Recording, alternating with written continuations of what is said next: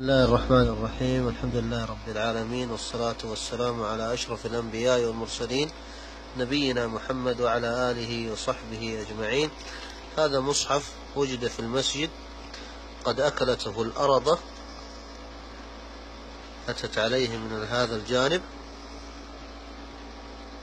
لكن العجيب في هذا المصحف أنها لم تتعرض ولا لحرف من كلام الله. انظر، هذا أبعد مكان وصلت إليه. لو فتحنا في هذا المكان نجد في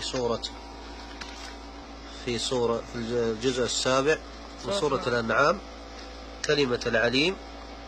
انظر، أتت إلى قرابة الحركة ولم تتعرض.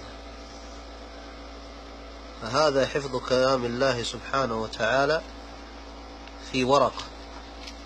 حفظ الله كلامه في ورقة، فكيف بمن حفظ القرآن في قلبه؟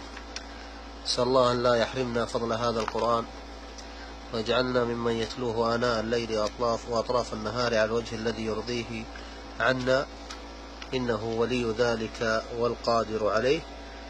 وسبحان الله وبحمده.